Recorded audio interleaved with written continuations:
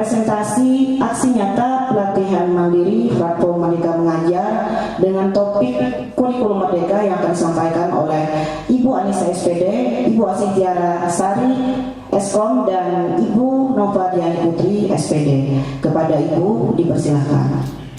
Jadi ini kita bukan hanya pemaparan materi dari narasumber, dan kita memfasilitasi bagi Bapak dan Ibu yang ingin berbagi aksi nyata topik pelatihan mandiri di platform Merdeka Mengajar. Jadi Bapak dan Ibu bisa menghubungi kami, misalnya mau kan apa butuh bukti fisik ya.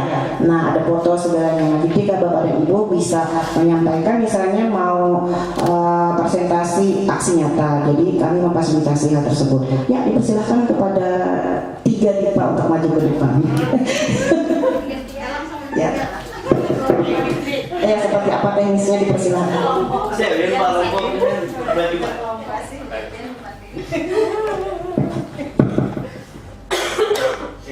Mau 4 nah.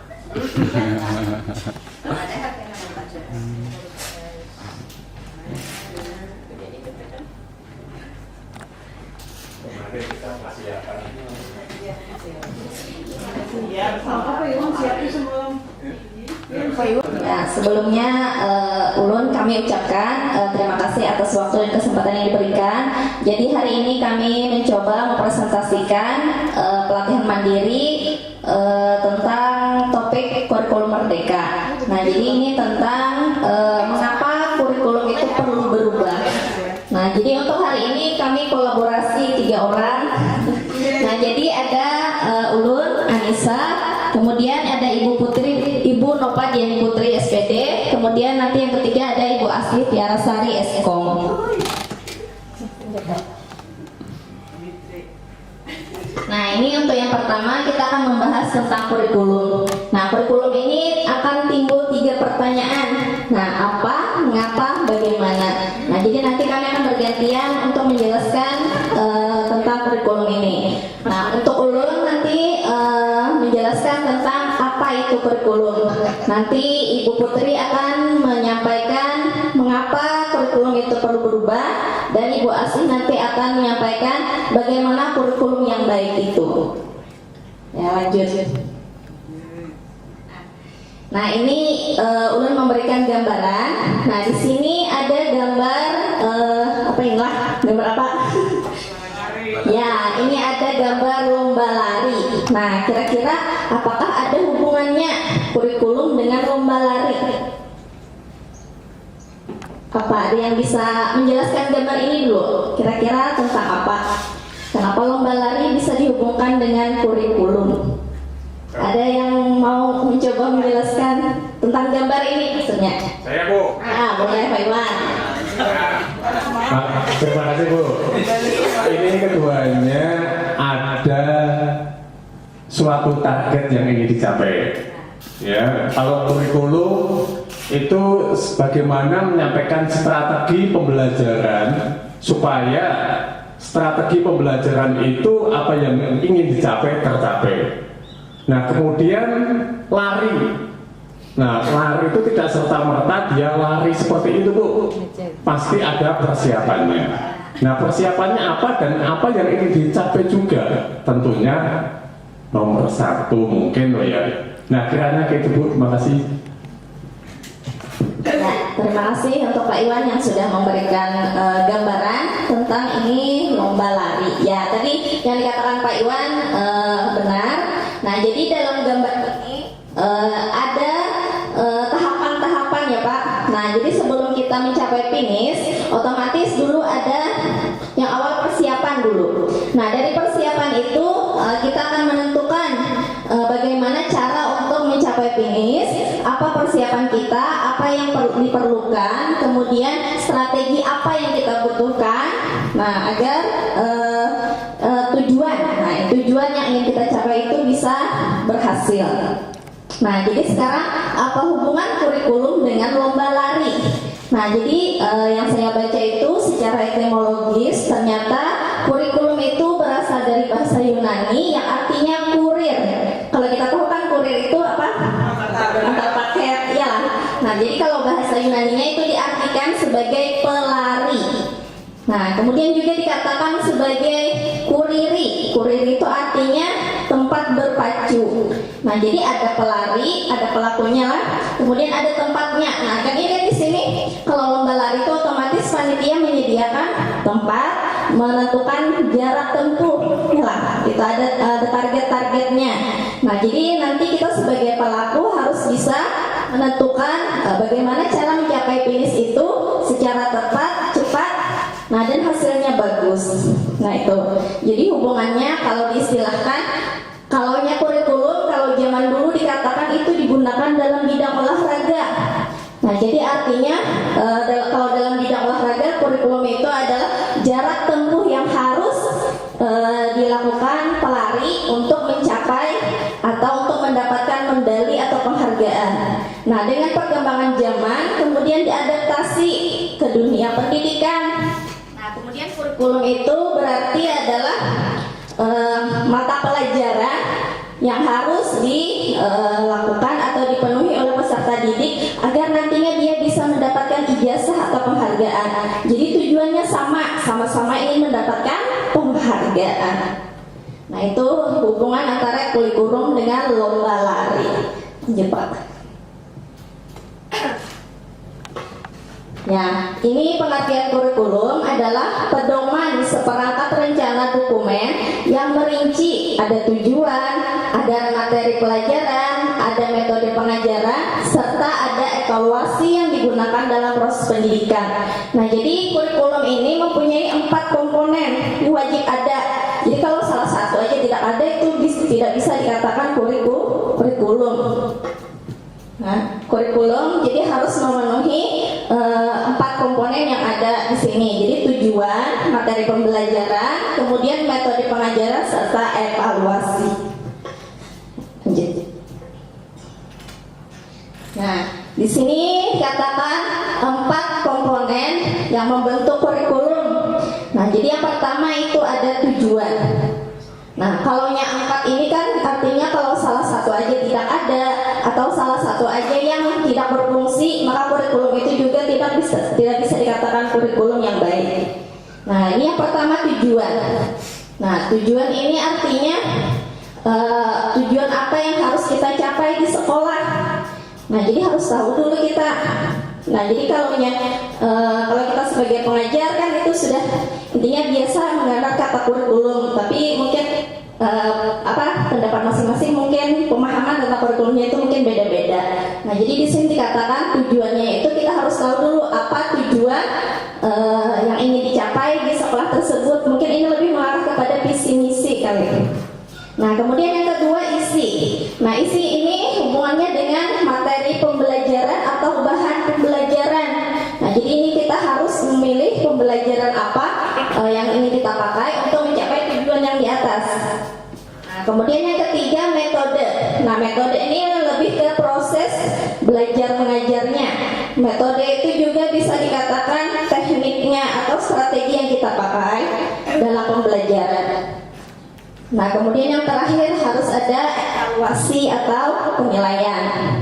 Nah, ini karena dengan adanya evaluasi kita bisa menentukan efektivitas proses pembelajaran yang kita lakukan apakah berhasil atau tidak. Nah, jadi untuk mudah mengingatkan Bapak-Ibu, komponen kurikulum ini bisa kita singkat jadi time. T-nya tujuan, I-nya isi, M-nya metode, dan E-nya evaluasi. Nah, ini kemudian peran dan fungsi kurikulum. Jadi beda antara peran dan fungsi. Nah, itu yang pertama ada peran kurikulum. Nah, perannya adalah sebagai pedoman kerja bagi pihak pendidik atau guru. Nah, yang namanya pedoman kita sebagai pengajar harus punya acuan, ya lah. Nah, dalam melakukan pembelajaran. Jadi ini wajib bagi pengajar punya pedoman sebagai pendidik. Nah, kemudian fungsi kurikulum. Nah, kalau di sini dikatakan membantu peserta didik untuk belajar secara mandiri, mengatur waktu dan mengolah sumber daya pembelajaran. Nah, kalau yang belum baca tadi, kalaunya fungsi kurikulum itu sebenarnya ada 4. Nah, yang pertama dia sebagai pendidikan umum. Apa maksudnya pendidikan umum? Pendidikan umum itu kurikulum itu ternyata bisa memberikan pengalaman pengalaman hidup kepada peserta didik. Nah, jadi dia memberikan pengalaman hidup kepada peserta didik kita. Yang kedua, dia sebagai suplementasi. Nah, kalau suplementasi itu dia sebagai alat untuk memberikan pelayanan terbaik kepada peserta didik kita. Kemudian lagi fungsi yang ketiga, eksplorasi. Nah, jadi eksplorasi itu kita bisa menemukan dan mengembangkan, menemukan dan mengembangkan perbedaan kemampuan, minat dan bakat siswa. Dan yang terakhir sebagai keahlian. Nah, jadi keahlian dengan adanya kurikulum juga kita bisa mengetahui dan mengembangkan keahlian yang ada pada siswa kita. Ya, untuk saya presentasinya sampai di sini. Nanti dilanjutkan oleh Ibu Putri tentang mengapa kurikulum perlu berubah. Terima kasih.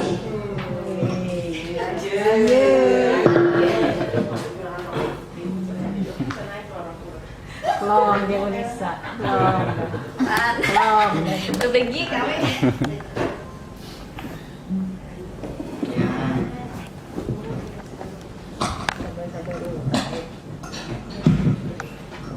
Assalamualaikum warahmatullahi wabarakatuh. Masih semangat Bapak Ibu? Semangat Bapak Ibu? Lapar? Belum semangat. Ulun minta izin.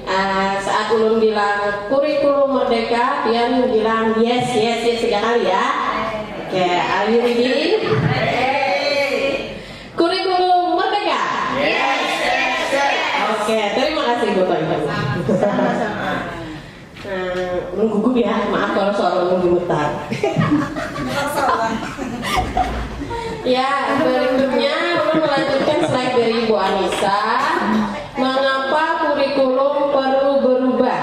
Berubah di sini bukan berubah jadi Iron Man atau Spiderman ya Bapak Ibu. Jadi bukan kita yang disuruh menjadi superhero. Nah, di sini mengapa kurikulum perlu berubah? Ada yang bisa atau ada yang ingin menyampaikan idenya kenapa kurikulum itu perlu berubah? Taiwan mungkin?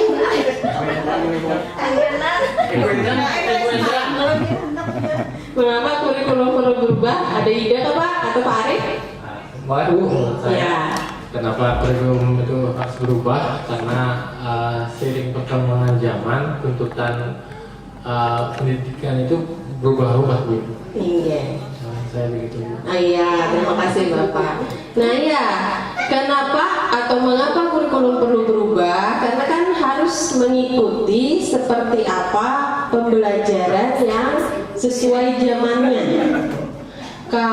Seperti yang disampaikan di depan, dalam dunia pendidikan kurikulum menjadi hal yang sangat penting. Ya. Karena kalau tidak ada kurikulum, kita tidak bisa memperoleh target pembelajaran yang sesuai. Jadi kalau misalnya kalau zaman ulun sekolah, ulun campur-campur bahasanya Bapak Ibu lah, kan masih ada pembelajaran dikte, ya kan? Nah, zaman sekarang kan sudah pembelajaran berbasis era digital. Jadi tidak ada lagi anak-anak itu yang disuruh menulis apa yang diucapkan guru, ya kan? Kalau zaman dulu kan namanya dikte, ya kan? Nah, mungkin Bapak Ibu pernah atau sempat mengalami pembelajaran tersebut. Nah, kalau zaman sekarang kita tidak bisa lagi seperti itu, karena anak-anak sudah mengalami sudah berada di era digital, gitu. Bahkan ada buku digital juga yang bisa mereka download. Jadi tidak harus membuka buku yang buku paket atau buku tema atau buku apa yang diberikan oleh sekolah seperti itu. Lanjut Bu. Nah, kemudian kurikulum perlu berubah karena, di sini ada 4 alasan yang secara umumnya. Yang pertama, agar relevan dengan perkembangan zamannya. Nah, seperti itu yang saya jelaskan tadi, disesuaikan dengan zamannya. Kalau zaman dulu mungkin karena belum adanya seperti digital seperti itu ya, kayak komputer, terus yang yang berhubungan dengan digital kan jarang. Jadi wajar kalau pada zaman dulu tidak dipakai. Kalau sekarang kan siswa sudah berkembang, generasinya pun beda-beda. Ada generasi apa itu kemarin milenium ya, kemudian generasi milenium, kemudian generasi Z atau apa-apa lagi saya kurang mengerti. Nah itu kan sesuai perkembangan zamannya. Jadi kurikulum juga mengikuti itu agar siswa bisa lebih enjoy menikmati pembelajaran yang diberikan oleh guru. Yang kedua, agar dapat menyiapkan generasi bangsa yang visioner. Apa itu visioner Bapak Ibu? Ada yang mau menjelaskan berdasarkan pendapat sendiri? Ibu Asih mau menjelaskan apa itu visioner? Visioner ya, menurut saya visioner itu bisa melihat lebih depan, selangkah lebih maju dari sebelumnya. Ya, terima kasih Ibu Asih. Ya, visioner itu yang memiliki tujuan, wawasan untuk masa depan. Nah, jadi generasi yang kita siapkan ini generasi yang memiliki tujuan dan berwawasan untuk masa depannya. Jadi tidak hanya untuk mempelajari yang selesai hari ini, tapi juga untuk kedepannya mereka. Terus yang ketiga, agar dapat memenuhi kebutuhan peserta didik dalam belajar. Nah, kurikulum itu penting karena kan peserta didik itu beda-beda kebutuhan belajarnya. Dengan adanya kurikulum itu bisa menjadi dasar bagi kita sebagai guru, karena kita sudah mengetahui peserta didik kita butuh apa, gitu kan. Dengan adanya kurikulum kita bisa memenuhi kebutuhan tersebut. Karena kan setiap peserta didik beda-beda kebutuhannya, dan kita sebagai guru harus bisa memahami hal tersebut. Kemudian yang keempat, membantu peserta didik untuk menghadapi dunia yang penuh tantangan. Nah, semakin hari kan dunia semakin memberikan tantangan yang tidak hanya di level yang sama, levelnya berbeda-beda. Nah, makanya kita memerlukan generasi yang hebat untuk dapat memenuhi tantangan tersebut, dan kita sebagai guru itu wajib membantu peserta didik kita agar dapat memenuhi tantangan itu. Jadi kan mereka tidak hanya sebagai orang yang cuma duduk mendengarkan penjelasan guru terus pulang gitu ya, tidak. Tapi mereka bisa mengaplikasikan dalam kehidupan mereka juga agar dapat menghadapi dunia yang penuh tantangan tersebut.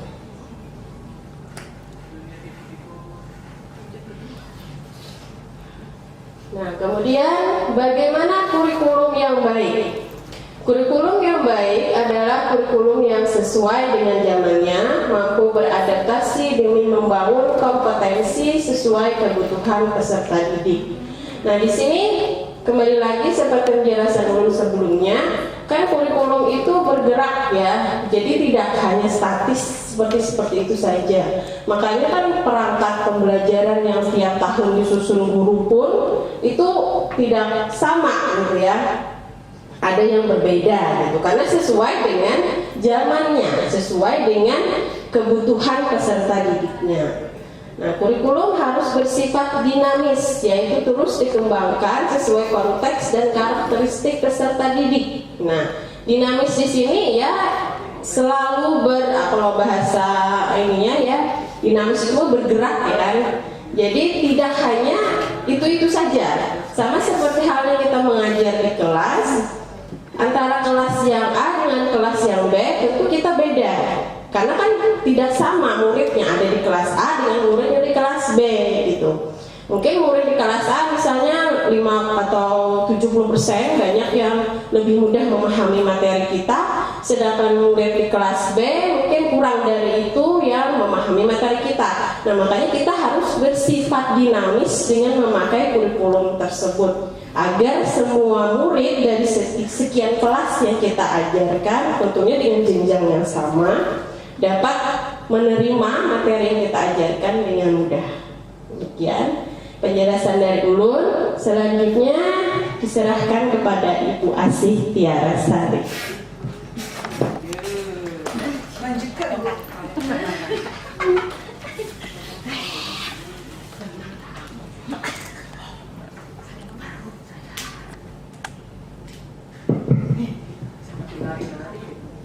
Lanjut ya Bapak Ibu. Mohon maaf sebelumnya kalau berbagi praktek baiknya harus keroyokan.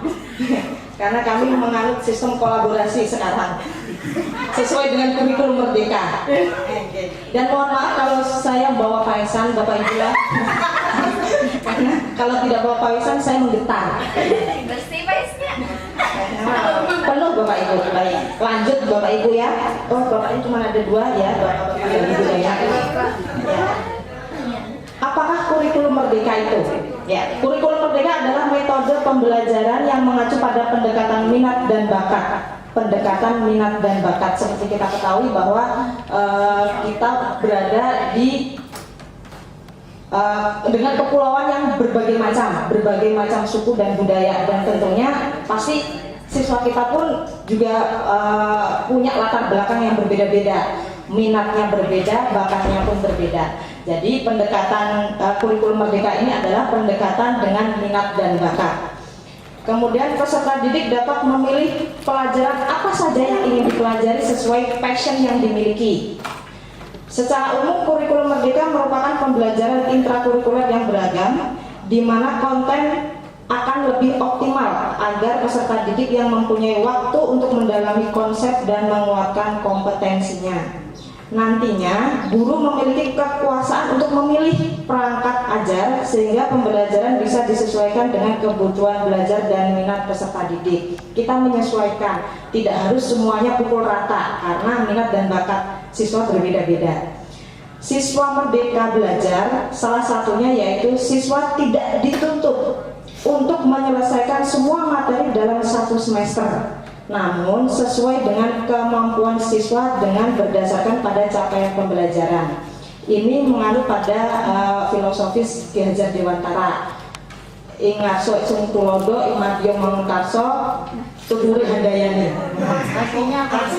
Nanti kita cari bersama-sama Bapak Ibu ya, jangan sekarang. Lanjut Bu Olia. Saya juga penasaran, nanti kita cari bersama. Prinsip umum kurikulum Merdeka bisa dibaca di depan Bu ya, tapi saya bacakan untuk memperpanjang waktu durasi saya. 1.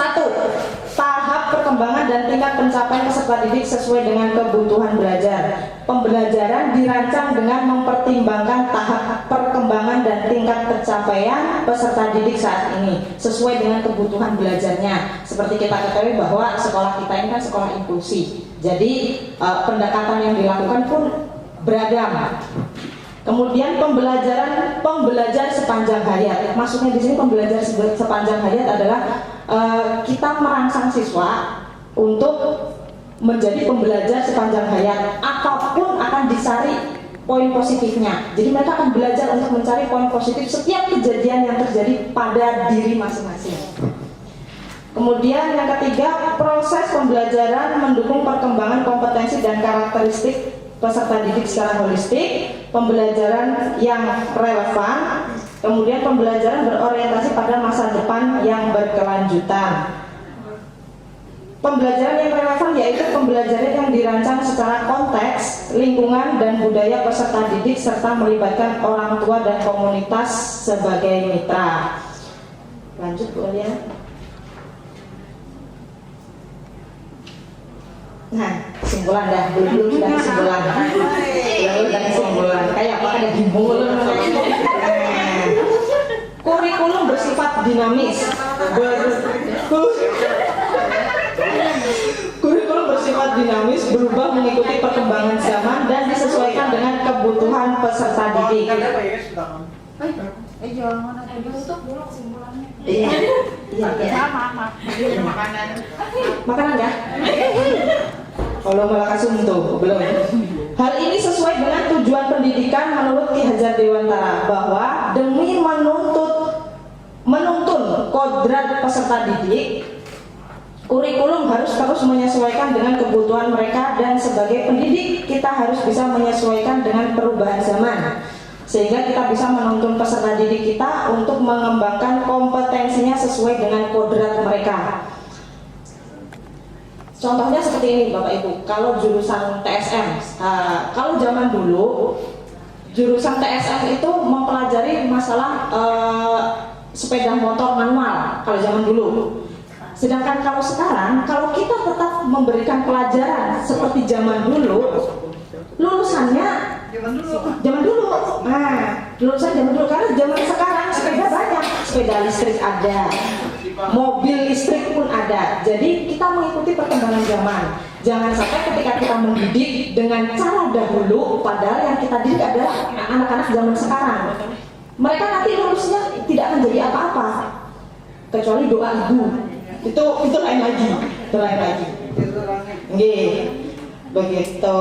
Kemudian seperti kata Pak Arif tadi, kurikulum harus berubah karena menyesuaikan zaman yang semakin berkembang. Jadi saya ambil contoh tadi dari jurusan TSM, ya Pak Arif ya.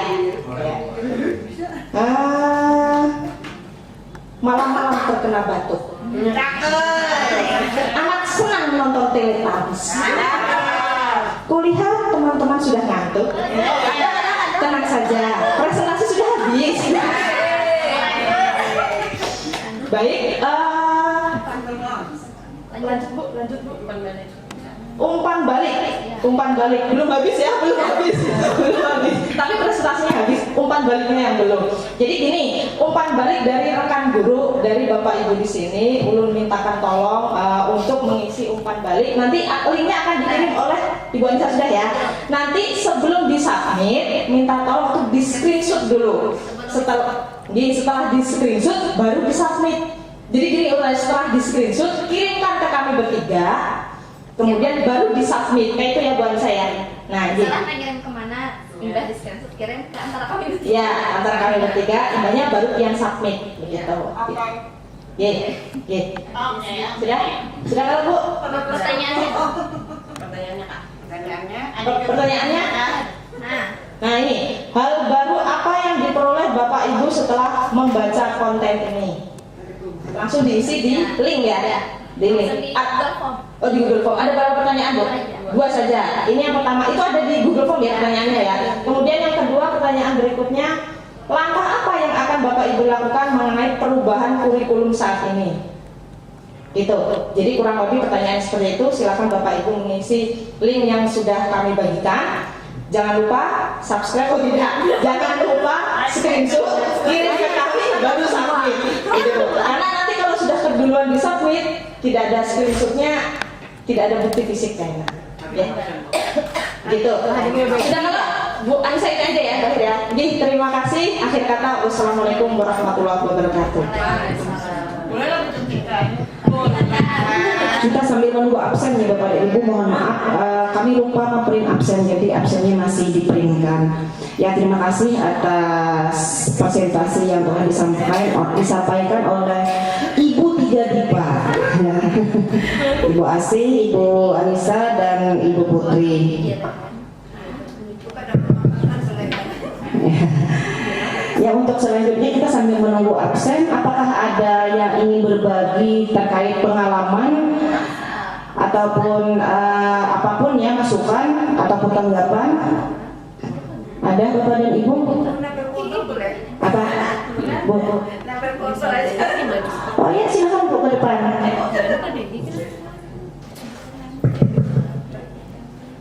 Nah jadi terkait kurikulum, mengapa kurikulum itu harus berubah?